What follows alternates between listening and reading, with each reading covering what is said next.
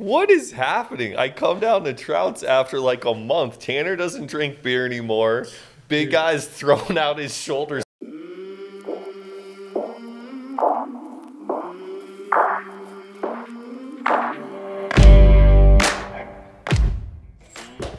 All right, what's up, everybody? It's Ivan with Trouts Fly Fishing, back for 5 flies for February. As always, joined by Tanner Smith. And this month's special guest, the one and only Garrison Doctor. Art Lord Garrison Doctor. The Art Lord. Also, an Umpqua I don't know if Signature that one's going to stick, but I appreciate that. Well, look, so Jake has given us all Lord titles. Oh, okay, I got you. You and Jake Art friends. Oh, yeah. I feel like he should probably give you the Art Lord title. Right. Okay. Yeah. We'll float it by him and see what he says. So if you're not familiar with Garrison, tell us a little bit about yourself. Let's see. What's your story, my dude? background's in art and design. Co-founded RepYourWater apparel over a decade ago now with my wife and co-founder Corinne. So I do all the design and marketing and everything for RepYourWater. As you mentioned, also a signature tire for Umpqua. So been tying flies for many, many years, but really enjoying, I don't know, just getting deeper and deeper into that, and have really been enjoying working with Umpqua and that partnership and sort of the production side of it. So, let's see. What else? I love to travel. Yeah, would you consider yourself an international angler? Are you a fantasy football champion as well? Recent fantasy Ooh, yeah, football that's right. sore subject with these two. Yeah, considering I got last. Yeah. I should have beat you. I should have beat you in the semifinals. To be fair, your team was better than mine. They just lost. Yeah. So that sort of is what it is. I also should have been third, but then that That's whole why you thing play with the game, Hamlin happened. It is what it is. Now Tanner's team was garbage for the whole season. So that was kind of. We should note that Tanner might be the worst fantasy football player of all time. Like, he consistently sucks at fantasy football. I had number 1 pick this year, and I'm still last. Yeah. It's like the odds of that. Okay. Also, Jonathan Taylor was a mega bust for every most time of I've the played year. fantasy with Tanner, he's like second to last or last. Yeah. He's bad. And he'll always talk shit in the beginning of the season. Like, dude, my team is just stacked with Just ballers, loaded. dude. It's going to be the best. I have You're like a sleeper all right, man. Bronco rookie on there that like has 3 catches a year. I'm like, dang, that was stupid. Right. Turns out. Anyway, back to angling.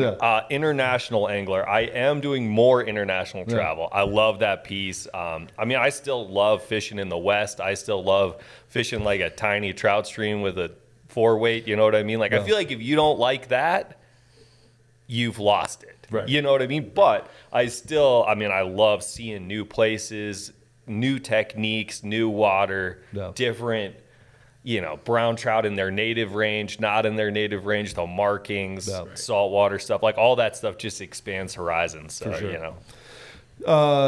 We're going to get into a little bit more about your international angling. We'll also maybe ask a question or two about brown trout. But before we do, we're missing cocktails.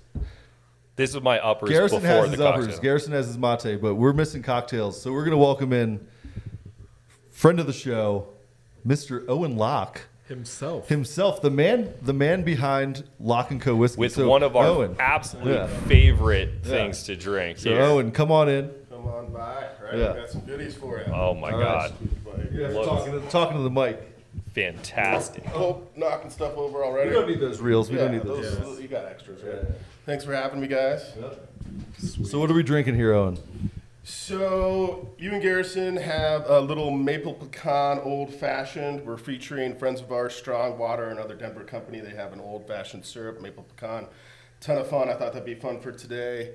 The man, the myth, the legend over there has just got some Locke & Co. Aspen Age Dry, neat, nice and up. But hopefully that fosters the conversation today. Get some good deep stories and information out of here, everybody. And thanks again for the support. Yeah.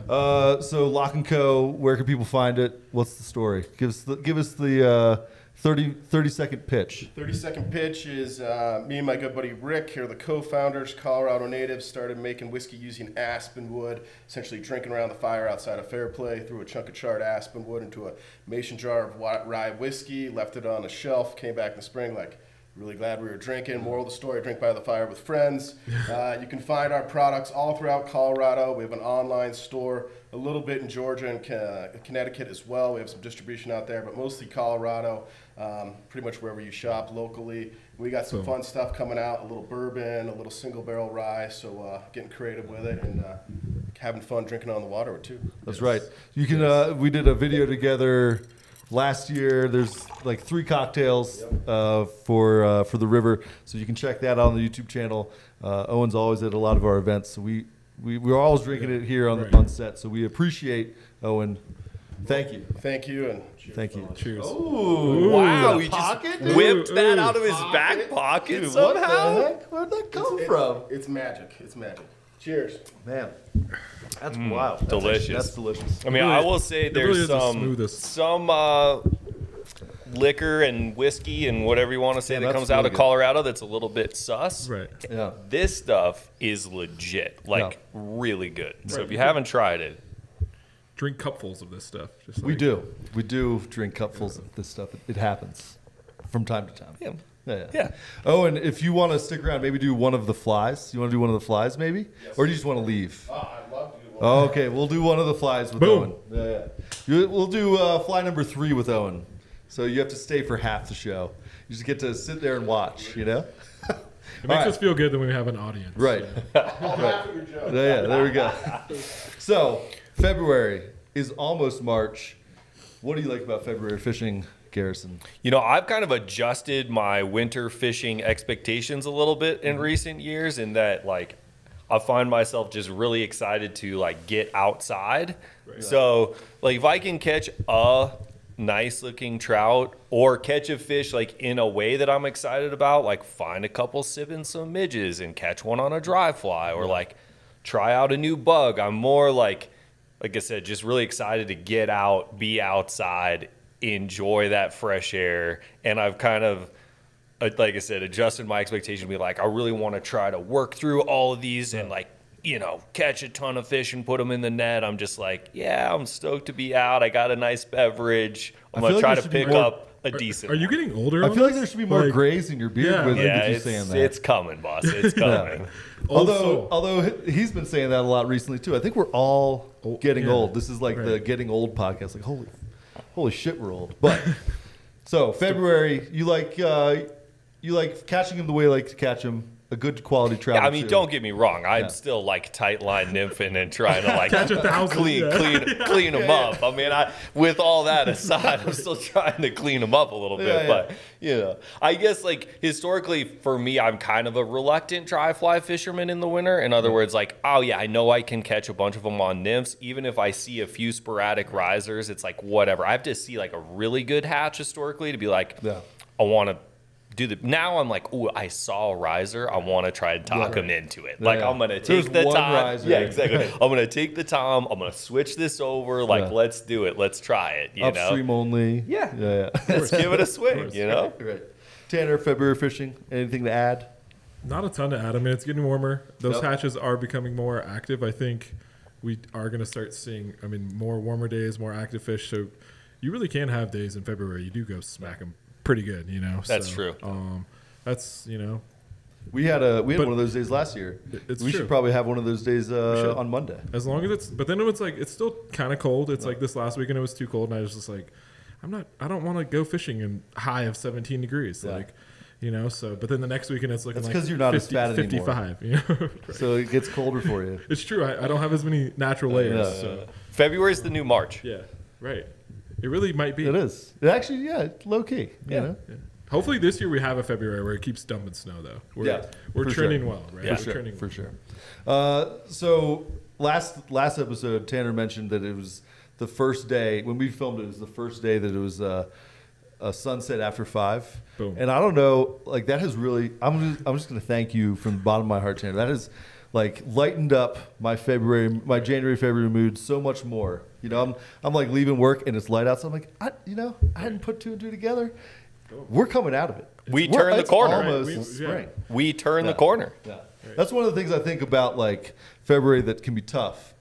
Like especially when you get to the end of February. I think people's expectations like that spring is on the way and like fish are just going to be moving into their spring spots. Like spring really doesn't start until April if we're being March, honest. April, Yeah, like late March, early April.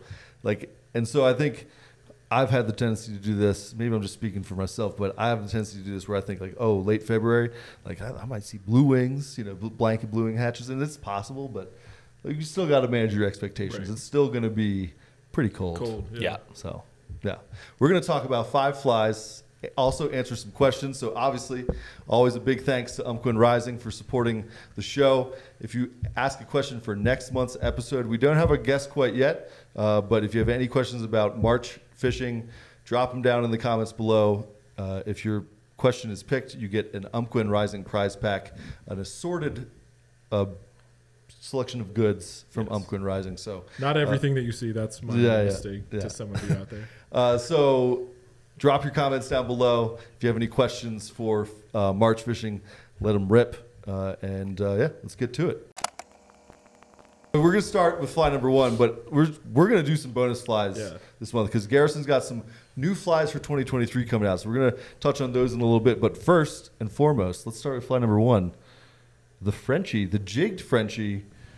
This was an immediate pick for you when you were in the shop. Why do you like the Frenchie jig? I mean, this is utilitarian, right? But for me, like if I'm fishing subsurface, I need to get down a little bit. Even if I'm fishing something really small, if I'm tight line nymphing, I want something on the bottom that's going to get it down. And I find a lot of times, even in, January, February, the fish pick up a size 14 or 16 Frenchie just fine. Right. If it's in front of their face, like even if the only thing that you're seeing is midges, that doesn't mean they're not liking the look of a Frenchie. It works, and it has that weight, the slim profile to get down, put it in front of the fish. No, I think a lot of times people think of the winter months as small fly season, but we're highlighting some bigger flies this month. Tanner, what do you like about the Frenchie? I mean, I think Garrison hit it on the head. I mean, if your flies are where fish are, no matter what the fly is, you have a higher chance, and that fly is going to get it down into the zone, and it's going to help get the other flies in the zone as well. It's lean, it sinks fast. It's not just the bead that makes it sink fast. It's that thin profile. It gets it down. It's great to work around structure. I mean, I think, It's a top 5 fly for me pretty much anytime, anywhere. But also I think in the spring, something about the pink hotspot highlight, it might be just mental for me, but like that little hit of pink coming into spring, just confidence. I think hotspot flies in like the late winter, early spring, I think they're killers. Yeah. Insanely productive. Yeah. Especially on freestones. Like it's like totally a noticeable difference for sure. Do you said you Euronymph? Nice. How long have you been doing that? More years than I care to admit. I love it, man. How many years? Probably, let's see. I was probably really getting into it like 5 years ago. Right. You're a veteran. Dabbling previous. I'm not a veteran by veteran standards, but I was maybe slightly ahead of the popularity curve. Yeah, I love it, man. I mean, the thing I would say about it is a lot of people who, love to throw more traditional rigs and fish under an indicator or whatever, it's a long delay from when a fish eats to when you set up and feel a fish on a more traditional indicator style rig. Whereas tight line nymphing, Euro nymphing, even when they eat a nymph, a lot of times it almost has like a feel of a streamer eat because you're tight to the fish. And I really enjoy that like tactile.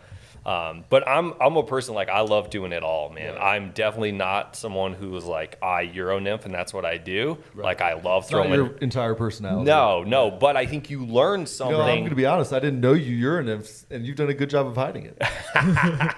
Yeah, our guy Kyle's always giving me a hard time about it. I mean, I was well aware, But then it's like you go with people that Euro nymph that can also, fish as well. Right. And you're like I've been on the water with Garrison plenty of times where it's like, damn, he's catching him. He's catching him pretty good. And I was over here talking about Euro nymphing, and I should probably be doing that. Right. Nah, I'm never gonna do that. He's too American. Euro well, Tanner can catch him pretty good. Let's be honest. If they called it American nymphing, Tanner would embrace it with a full heart. Probably. He just needs to go with the tight line nymphing. Right. There we go. Modern Clear eyes, nymphing. full heart, can't lose. That's American nymphing. That's it. Yeah. But I think all of those techniques, they bleed into each other, and like how I set up a Euro nymph rig has affected how I indicator nymph a little bit, and kind of made me think about it a little bit differently, vice versa. So, I like learning any style of fly fishing I can, because I think they just add to each other, you know? Sure.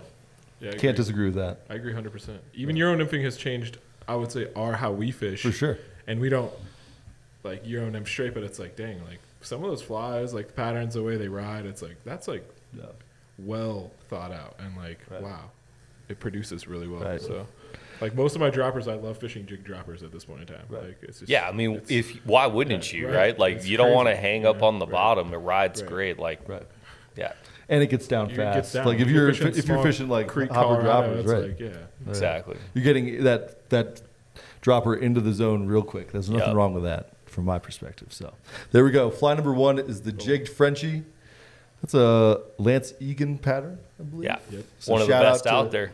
Yeah. Shout out to Lance. Yeah. One of the best out there for sure. Yeah. Yeah. Yeah. All right, let's get to fly number 2. Fly number 2 is the 2-bit hooker jigged. Tanner, you picked this fly. Yeah. Why? This is a Craven pattern, obviously. Craven pattern. Yeah.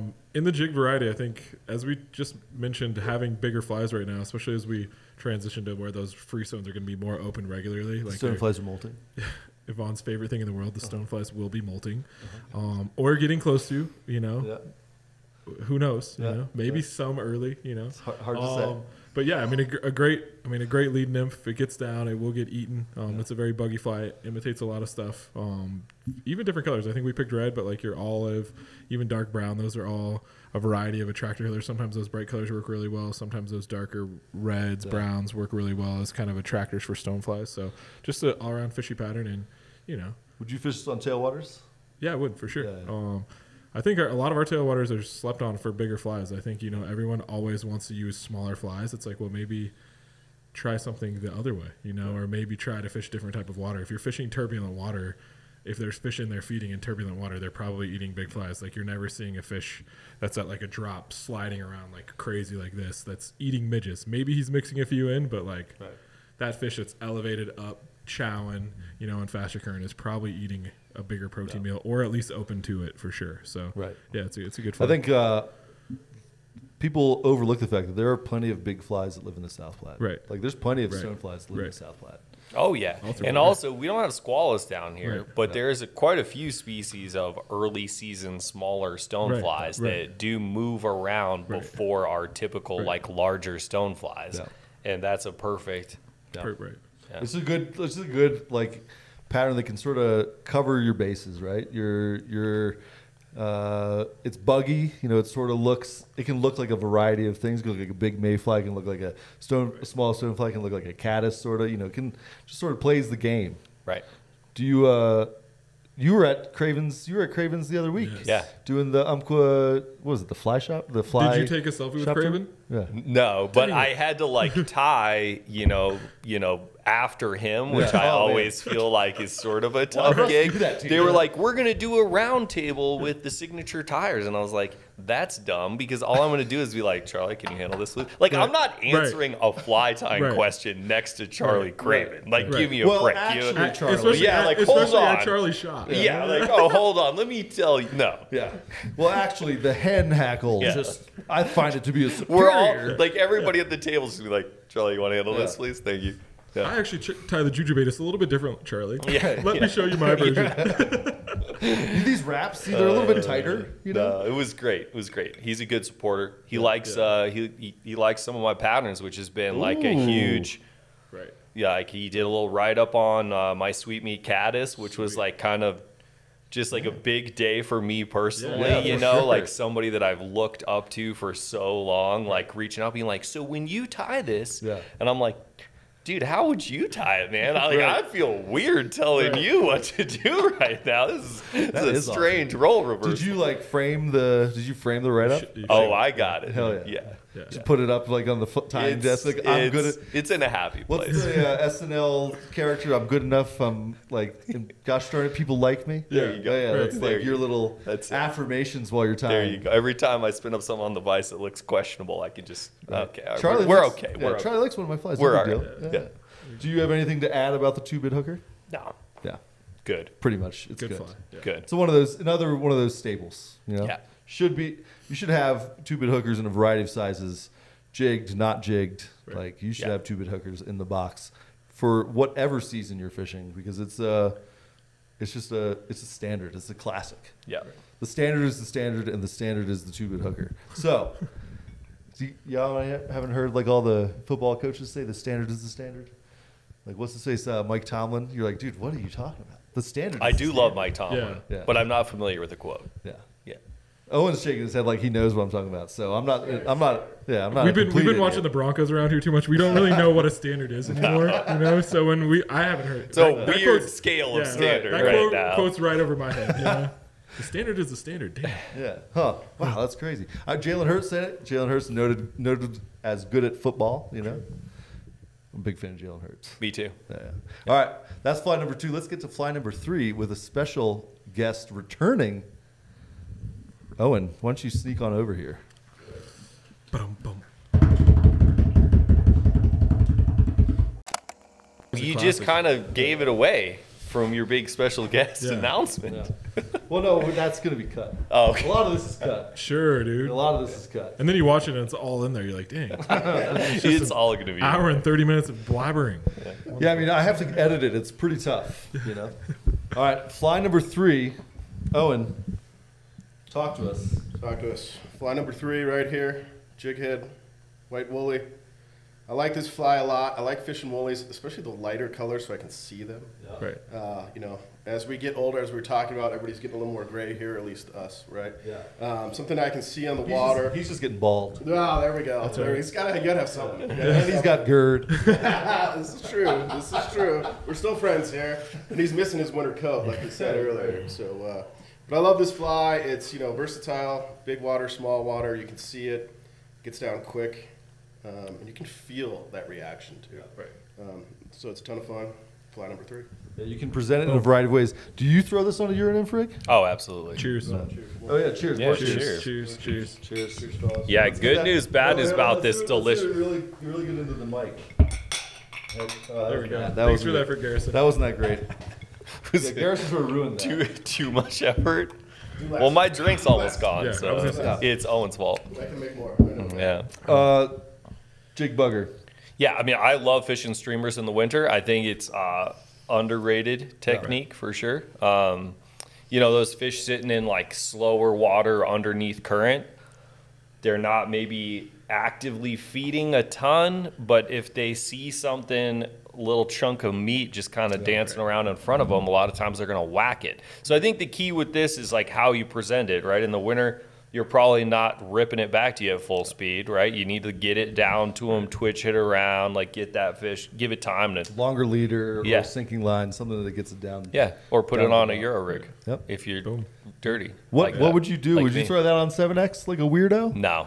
Okay. Anytime I'm fishing a streamer, like maybe 5, but I'd rather be on 3 or 4. Maybe 5. Well, On just a on the rig? Euro rod. You got an 11-foot 3-weight to work with, you got a lot of tippet protection. That's true. Don't get me wrong, I know. can still break them off, and I do, but like you got to If you set weren't pretty hard. throwing it on a Euro rig, what would you throw it on? Oh, I don't mess around if I'm not on a Euro rig. What's that mean? Like nothing less than 2 or 3. right. 3 would be light, Right. Yeah, three feels like you're finessing it. you know? finessing it. I'm gonna go through 1 or 2. Tanner.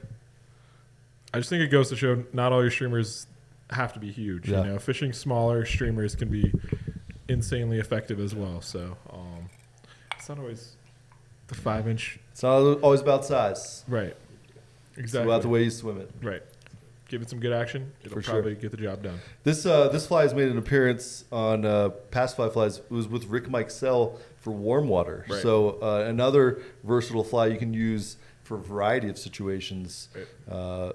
Like every fish eats a bugger. I'm fairly positive of it. Definitely. I think so, yeah. Yeah. Meat snacks. Yeah. There, this one time, I don't want to brag, I was in Belize, caught a bonefish on Pat's Rubber Legs. I bet a bonefish would eat a bugger for sure. Definitely. Probably. Bonefish are idiots. Especially the small rat ones. They're like the biggest morons. Dumber than me, which is saying something. All right, that's fly number 3. We're going to get to the Q&A portion of the show. Thank you, Owen, for showing up. Cheers. Thanks for having me, fellas. Yes. Maybe we should make this a regular thing Yeah. where Owen just comes and feeds us drinks. Yeah, booze. I'm in. Yeah. I'm in. I could hang out here all day. Yeah. Heck I mean, yeah. I'm kind of in at this point. You need a refresh, let me know. I'll probably need a refresh here after the Q&A for sure. We're to the question and answer portion. As always, thanks to Umpqua and Rising. If you have questions for March fishing, drop them down in the comments below. We're going to select 3 as we do every month. You'll get a Umpqua and Rising prize pack. if your question is selected. We have a nice mix of questions for this this month, as Garrison is a noted artist. The first question is going to be from Tony Sab YC. Sab YC? He asks, what's your favorite art medium and what's your favorite species to draw and paint? Awesome. He asked that question for Tanner. No. Yeah. I love this question. I mean, the species is pretty easy. I love brown trout. And they're such a fun fish for me to draw or paint because they're so varied. Yeah.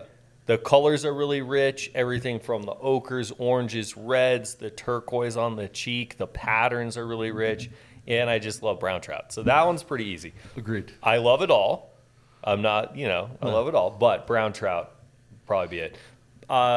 In terms of medium, I think, similar like we were talking about earlier, like it's advantageous to fish different techniques within fly fishing, right? Yeah. Because you learn something from all those different techniques. It's advantageous to explore different mediums because you pick up techniques that bleed into other mediums, right? But for me, I love just like a simple pen and ink. Yeah.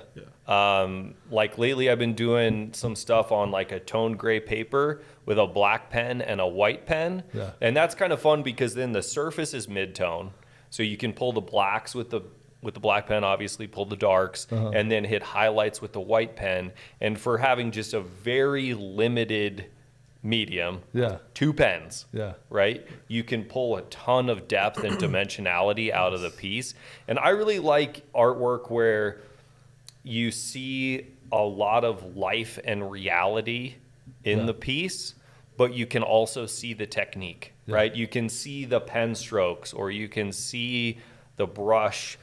You're not doing pieces this big. You want to do... I want to do something a little bigger, where you can like... You can see what that's supposed to be, and it really communicates the life of that thing or that place, but you can also see the technique coming through. That's when I think the artwork really kind of shines. So that's what I strive for anyway. I think you accomplish it for sure. Yeah.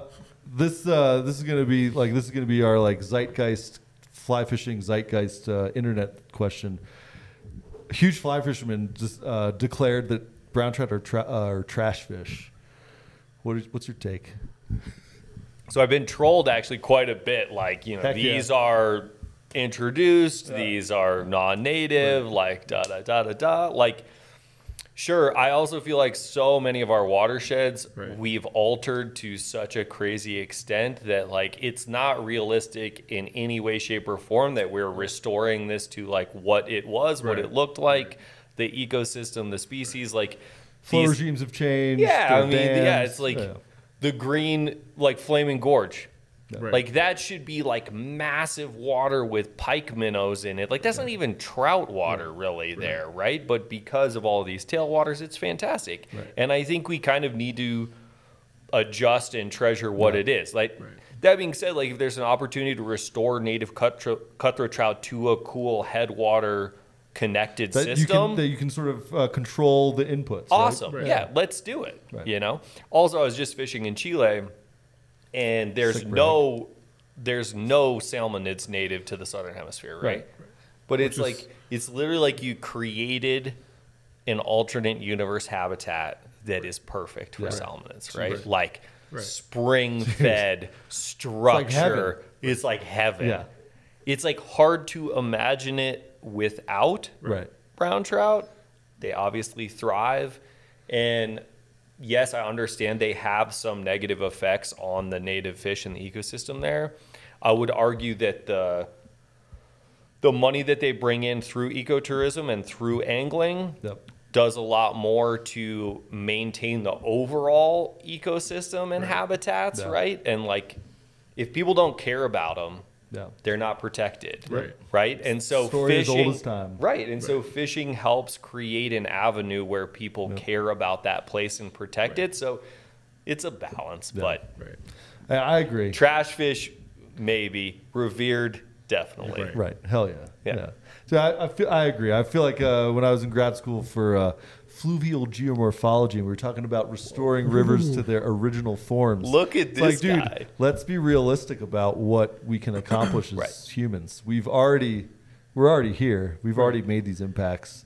Let's like enjoy the things that we've sort of created, but like, and let's be honest, like having massive flood events that push huge amounts of sediment and gravel through a system, which is what we used to have in a lot of these systems, doesn't happen because it's extremely destructive if you live anywhere near the river. Like there's a reason why this is not good for people, right? So it's a balance, but you can't have it both ways either. Yeah. Do you have any comments on the trash fish thing? I mean,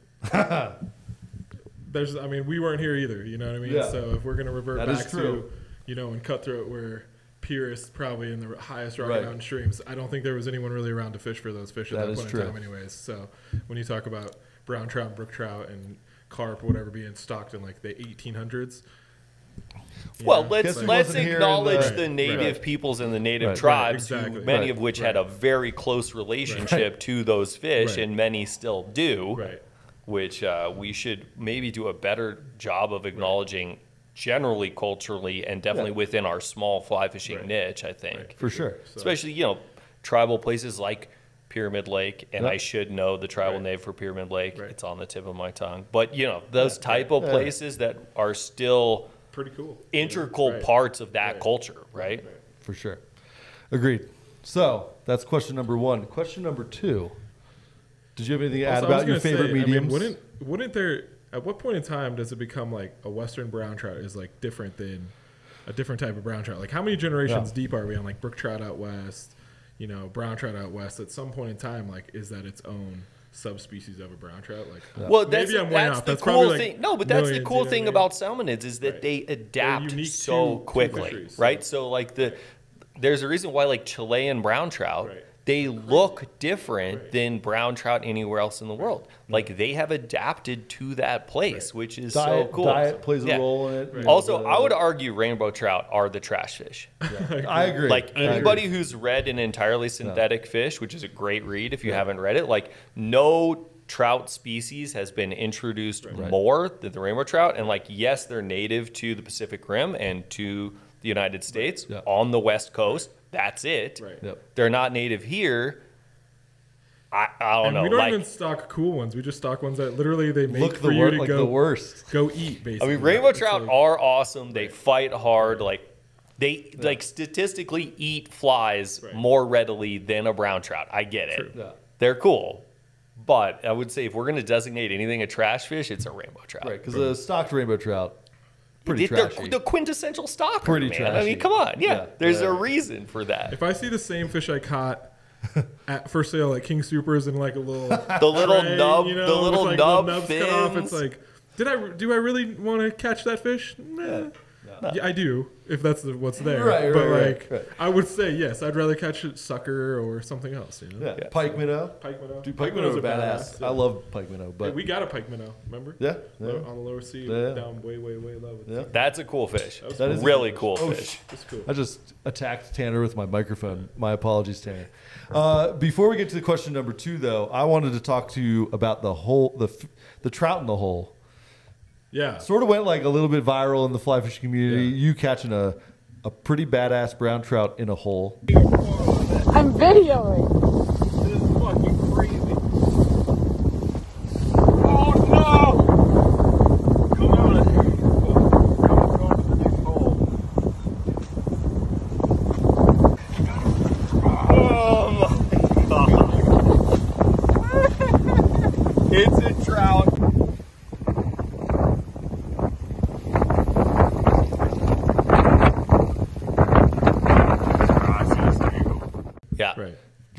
Can you talk us through how that went down? Yeah. So this lake is like an international one of my favorite places to fish in the world. It's a lake in Chile, and it's like most of the lakes in this whole system, it's spring fed, right? So it has like a really cool like spring fed, you know, spring creek that comes in. Yeah. But something about the structure in this lake is really unique, and I don't know if it's because of the springs or just like the substrate. Limestone? It's not limestone, but it's weird, man. So like there's grass islands in this lake, right? Yeah. And you know, go out there in the boat and you get out and you're on this island. It's like 2 foot tall grass and you're on dry land, right? And you're walking on it and it feels like you're on a giant rigid water bed. Huh. Yeah. Like the whole thing's kind of like moving. super porous. Well, basalt or it's something not like that? solid underneath. Yeah, that's crazy. And so in and around this island on the edges and in it are these sinkholes that go down like 25 feet. So like you're on the edge and it's just like a 2 foot deep flat, right? And then all of a sudden you see this dark hole and you can just like cast, it's got to be something pretty heavy and you need to be pretty close, right? Because you want to literally drop down, right? But like a heavy jig streamer, get it down and you play this game because there are fish that live in these holes. But the ones that are in the middle of the island, like the troll and the whole fish, they connect down like 20 feet and then connect out into the main water of the lake. You were fighting that fish in the hole, but also to keep him out of the lake? Yeah, because our buddy Poncho, who runs Chile Trout Lodge where we were, he was like, listen, if you hook one in here, you got to keep it there because if it gets under and goes out, it'll be jumping in the lake and we're never feeding him back through and getting it back. Like it's done, right? It's over, And we fished there before and caught some awesome fish, but we fished these holes a little bit and like we didn't catch anything out of them, So we're coming up on this hole and he was like, hey, go slow. I'm going to sneak up so I can see and you drop this thing in, but I can't see because it's really tough. They eat on the drop.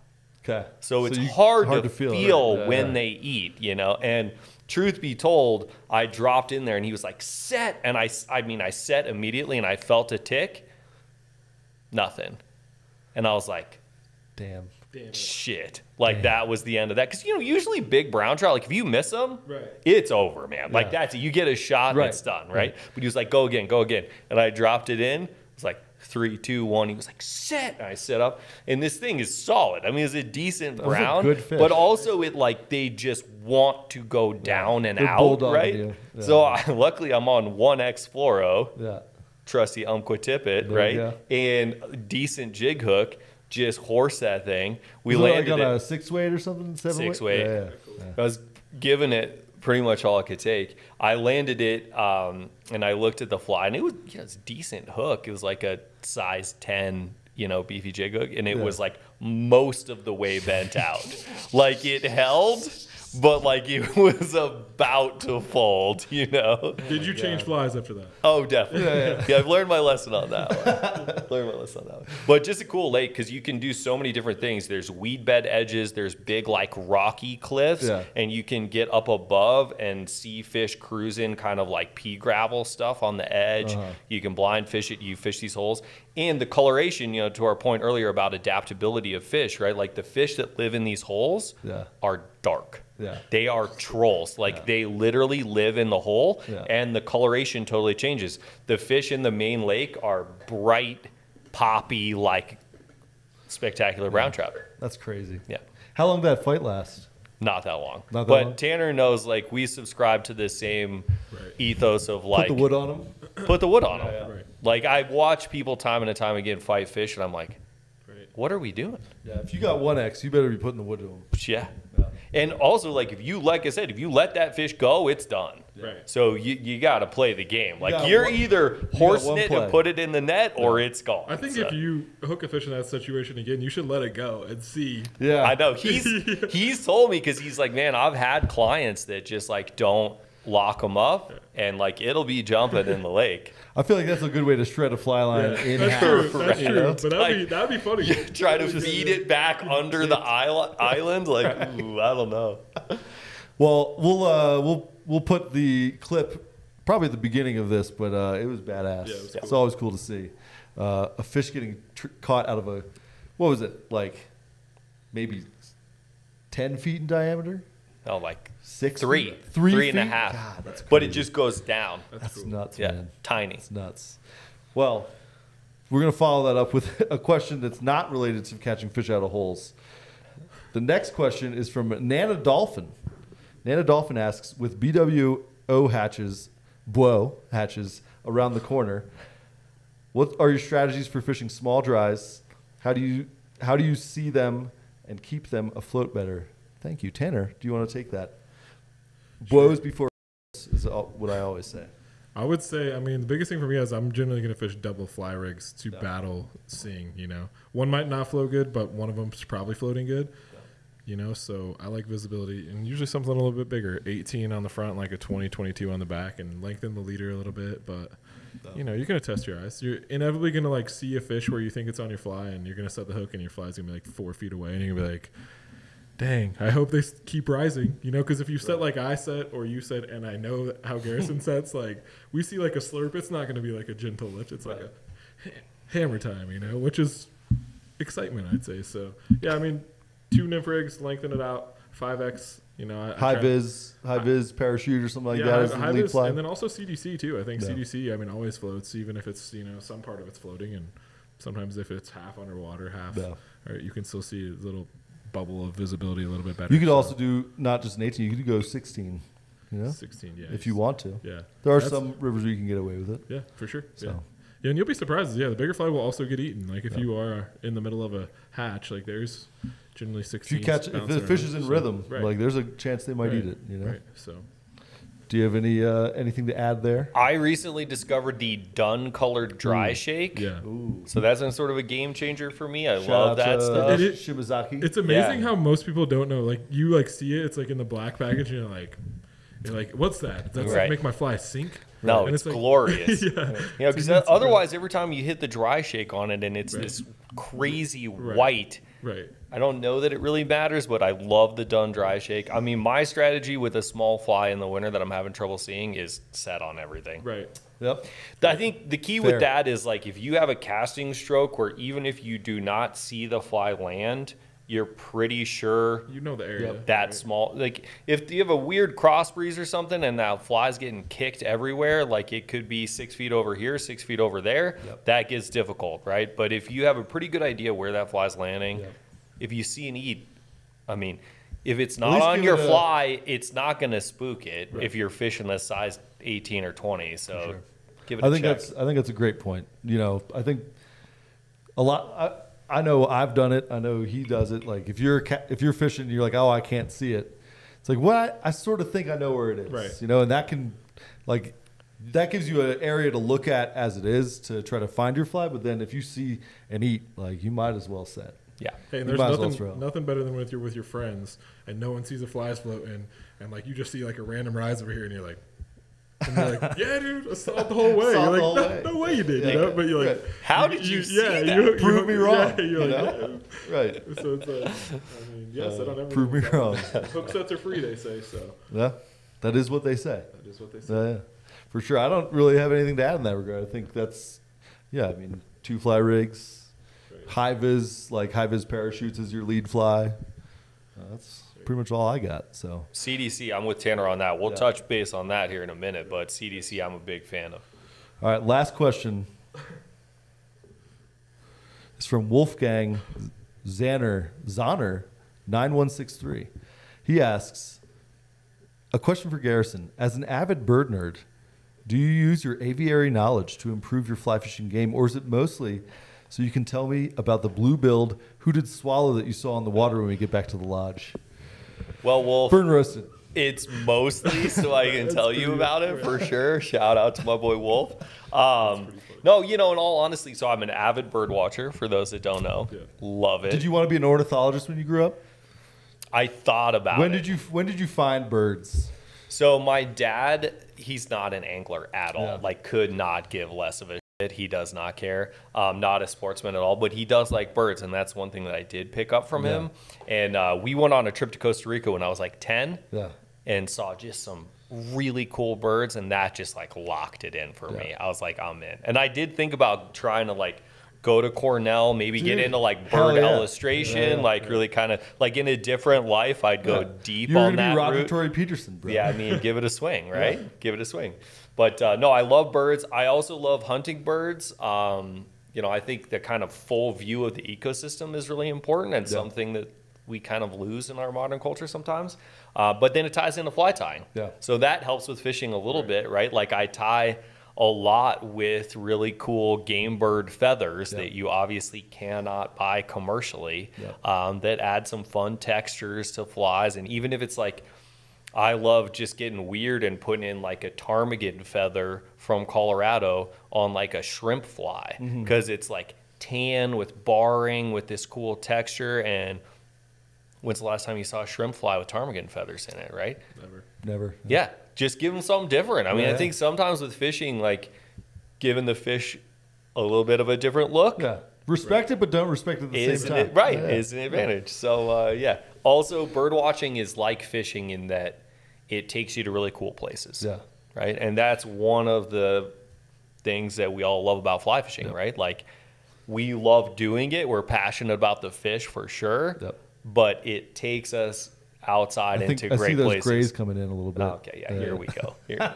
Waxing poetic. It's the whiskey, man. It's gonna be for sure. It's gonna be like that scene in Lord of the Rings where the guy goes from like the old guy to clearing back up. You know what I mean? We should do that for Garrison. Yeah, let me see if there's a filter. Yeah, the bird watching memes have been hot these days. You know, like you're getting old, and I'm like, guys, I've been in this deep since I was 10, man. Like this isn't like a gray hair thing for me, okay? Like this has been an all like before I even had hair. It's like I'm in on that nerd wagon from day one here. Hell yeah! So it's a little bit of both. It's a little bit you want to show off to Wolfgang when you get back to lodge. Just a little bit of functionality for fishing. Yeah, definitely. But I will for sure heckle him about like whatever I've seen. That little known fact, when I was growing up, I wanted to be an ornithologist to go to Cornell. I was huge into birds. I love it. You got to get back in, man. I used to do Christmas bird counts with Howard Pyle, I think. Oh, nice. Shout out to Howard. He was like a 80-year-old guy, and he had more energy than I've ever seen a human have. Dude, it'd be like December 17th. That dude would be trudging through a wetland marsh, just like with hip boots. You're like, dude, I'm like 12 and I'm scared to death that I'm gonna die in here. And this guy's just like, birders are pretty badass. You know? Absolutely. They go see some shit. Absolutely. You're gonna make fun of me for this for a while because I did have a moment in time. Are you on eBird these days? Dude, I've fallen away from my birds, you know? All right, we gotta bring you back in the fold, buddy. You gotta give me like we're gonna talk about my this. reintroduction Next back time into we're the world fishing, of birds. I'm gonna need you to start identifying. We'll talk about this. I had an argument with my wife's one of my wife's friends about a bird identification when we lived in Montana, and he was wrong as and I was right as good. And I felt so powerful over that. I was like, look at me. I get text messages from like left, right, and center, like, what is this? Or there's a debate on this, or The other thing I would say about bird watching and fishing is that sometimes we get very monotone of like, and this is one of the things that we love about fishing, right? But you're so focused on the water and catching fish, and you kind of forget where you are. The gray hair's coming back. Yeah, gray hair's coming back, right? And like that's great. Like that being in the moment piece is really valuable.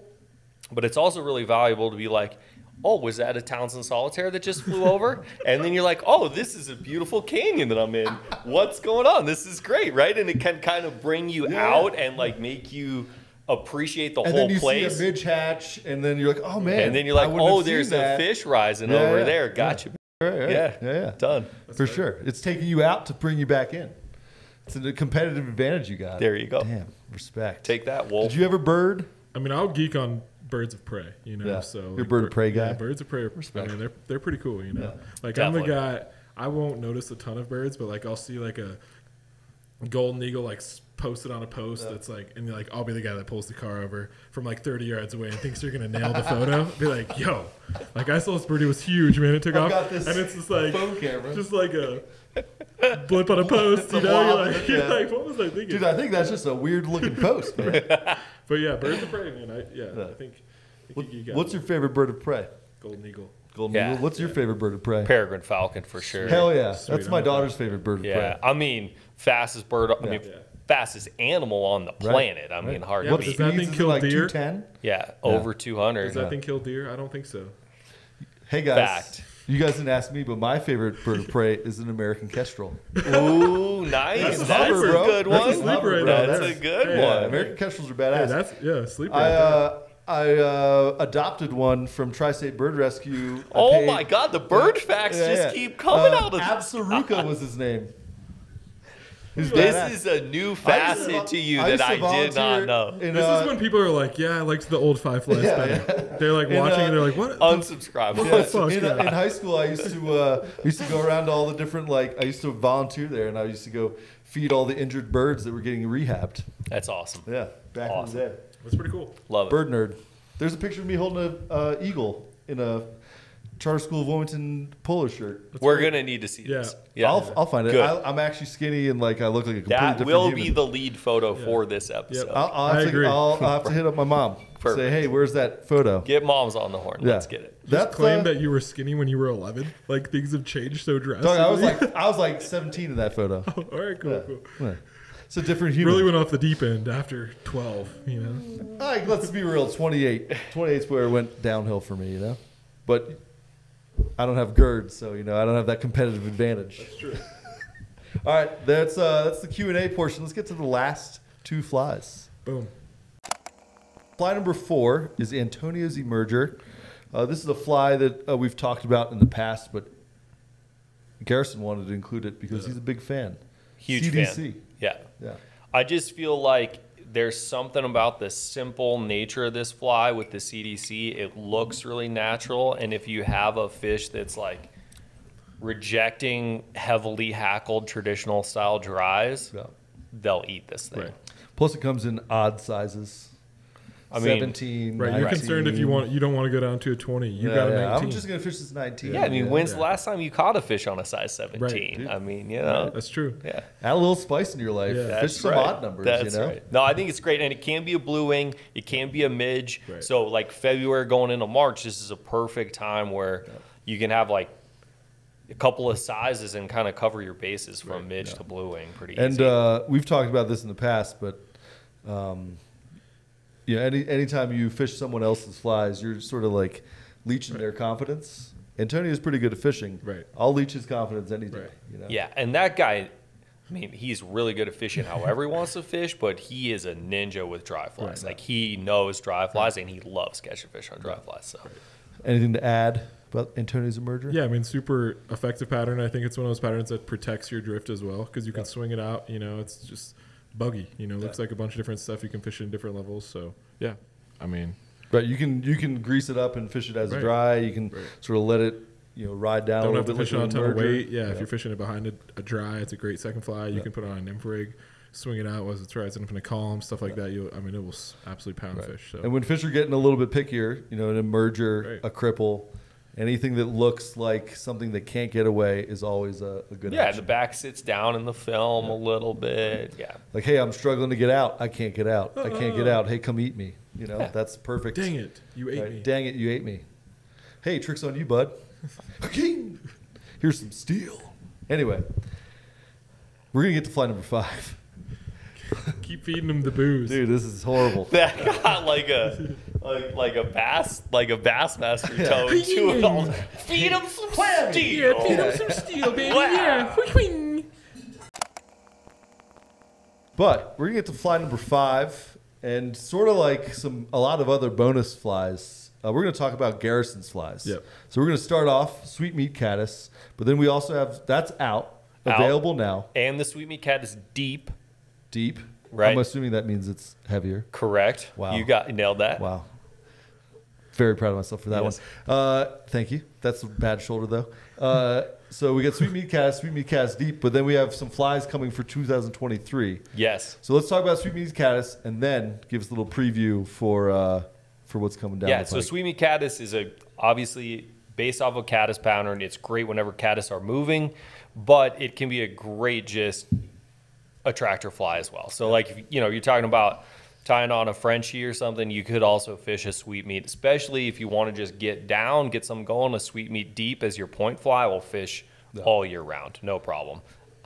Correct me if I'm wrong, there's a little soft hackle on there, yeah? Yeah, it's got a CDC wing over the top. One of the things that makes it unique is the CDC on the hook point side of the jig. It's a jig fly, right? So that CDC, instead of having a full wrap collar, is concentrated on that hook point side, which further helps the fly ride how you want hook point up, right? Because the water resistant CDC is concentrated on that side.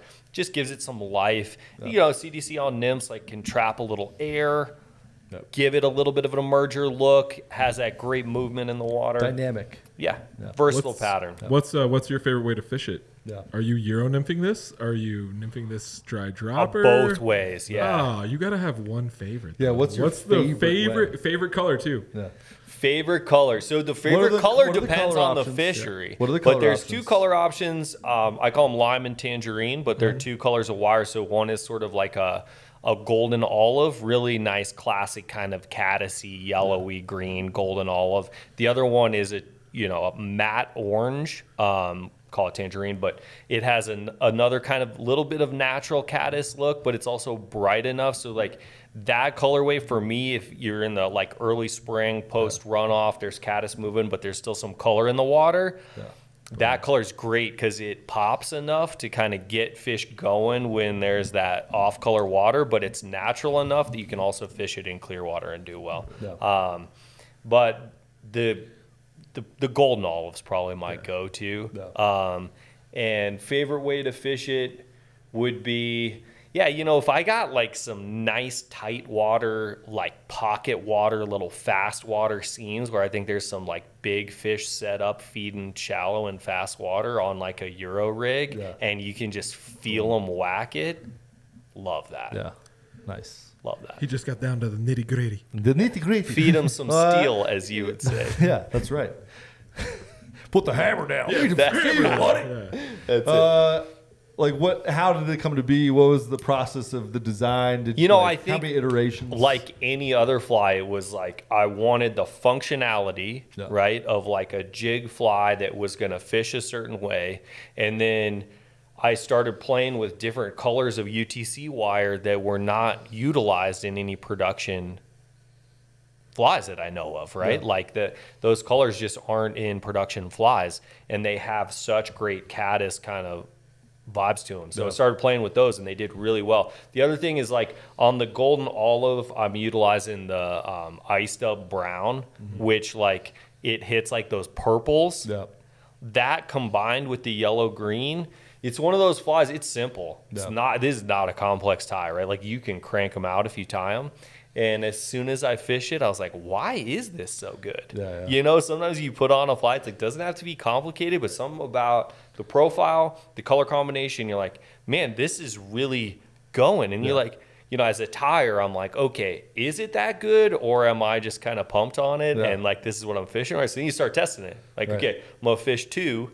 They're all picking up this thing. And then you keep rolling it through, keep refining it, right? And you eventually come out with something Was this like a happy accident, or was this like a planned thing where you I'm looking to do a caddis, or you're just like hanging out? Just many iterations, like happy accident roll through, and you come up with something like I said where you're like, holy shit, this is actually like this is good. Yeah. It works. I stumbled here and like fell into something. Now Charlie Craven's talking about it, and no big deal. Right. Yeah, so those are out. The deep is relatively new. Like one color came out last year, so that's if you are a tight line nympher, Euro nympher, definitely one that you want, right? Because it comes with oversized beads, super heavy. I think it's like a 3.8 on the size 14 in tungsten, right? So like it's gonna get down. Like you need to cut through current. Get down to fish that are sitting under fast water, right? Like that's going to be a great fly. And then coming down the pipe this spring, you mentioned I have the Sweet Meat Sally. Okay. So similar construction. It has a thread body ribbed with the golden olive instead of a full wire, but it has the same kind of CDC construction. But obviously, Yellow Sally's being a small stone fly, has some micro rubber legs and tail on it as well. I don't know about you guys, but I feel like sometimes Yellow Sallies are a little bit underfished, underutilized. They can also be like a little bit of a conundrum sometimes, Very much. Like sometimes I absolutely hate them, but they can be really good. You can see a million of them. You're like, they're not eating any of them. Right. And then other times, it's like I saw 2 and they only want. Correct. But you need to have some, and they can be really good. So that's fun. That's coming down the pipe. And then a stone fly that I have coming out that I'm really excited about. I can't give too much away on it.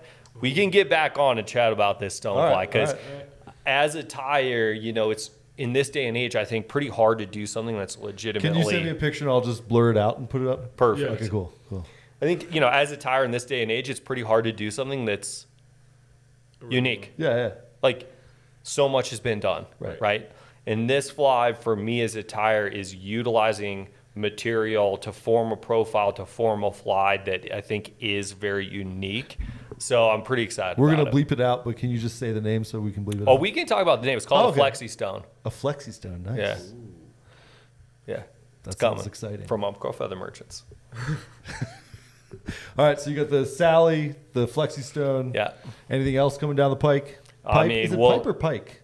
Pipe. Pipe, pipe? I think. Yeah. I've heard pike, though. Could be pike. I mean, pike's like a freeway, so I think that could work. Maybe, but that's long. I'll fact check it. Yeah, longer term, some stuff coming out, but in the short term, that's the list. Yeah. Any big art you're going to be doing? Oh man, always. art world? I always have like big things planned. The question is like, do I carve out the time and like get down to the studio and like make them happen? That's the key there. But So if you guys don't follow RepYourWater or Garrison on Instagram, suggest you do. Garrison's always posting sort of like these time-lapse videos of him drawing some pretty badass trout, and it's like It's pretty good. it's wild. As someone who can't draw, you're like You watch sitting Garrison there do it, and you're "Oh my like, God." all right, I'm about to go do this in my room. And you're like, no, I'm not. Right. Like, what? You get 2 strokes, and you're like, Yeah. dude, this is. He's this like is over here horrible. just like talking to you, drinking a beer, and he's like rubbing a color in. Like, and you're like He's yeah, dude, he's done this some is live insane. art events here at Trouts. He also has done some live art events at other shops. So you should check that out. Yeah. Check Yeah, out at the Garrison fine art Doctor. pieces as well as the apparel, obviously. But yep. At Garrison Doctor, at RepYourWater. Yep. Yep. Are you on TikTok? Yes. Heck yeah. Grudgingly. Heck yeah. Yeah. Oh my god, I got to get on there. We're gonna chat about this. If you Tanner, got but I don't TikTok- know Are you if doing dances? I don't Are you know if doing I dances? recommend Are you doing it. dances? No, hell Yeah, no. is it still Are you fishing doing, like- TikTok? Is it like, No. hey, He's did you like- change clothes suddenly? And I'm like, dang, nice designer wear. He's you like know? he's doing the dance and he's like, No. I hope they shut it down. Just shut it down. Like, just take it away. I don't want to do it. yeah, fair enough. Yeah. So That's find the him on gray hair Instagram. talking. Yeah, find him on Instagram. Or TikTok. Yeah. Or TikTok. As long as it's not shut down. Right. Yeah. Cool. Well, we appreciate Garrison you coming down. Owen, if you want to come in and join for Oh, the you wanna final come goodbye. back in for one last One hurrah? last hurrah. Do you have like another hidden like vat of thing of whiskey in your pocket? He or something always like that? has Always those. have some goodies Dude, it's around. wild. I have that, it's not. I should probably let's pause. It's pop. Let's redo that part because I didn't give you the microphone. So talk to us more about the bourbon. Yeah. So we got our first bourbon out. Really excited about that. One barrel that Bonnie Bray Liquor near Wash Park picked up every bottle of. So it's 3 years in oak, 5 months with a hand-cut, hand-charred aspen wood, and then 6 weeks finished in a freshly dumped rye whiskey barrel to give it a little spice. It's uncut and unfiltered, so all we do is stick like a big cheesecloth under the barrel and bottle it. So it's as close as I can get to sticking your head under the barrel. But it's 99% corn, so it's got really sweet notes to it. You can still get the aspen wood. Ton of fun, so keep a lookout for that. And you can find us at Lockco Distilling, TikTok, Instagram, all the fun things. You guys have a TikTok? We have a TikTok. Oh, I'm Yes, getting on yes. this. I'm getting Can we get on a TikTok this. dance? We get a little dance moves going on here. I don't do much dancing on there. It's mostly cocktail stuff like that. So we're doing a lot of fun cocktails coming out pretty much every month now. So find us there all around.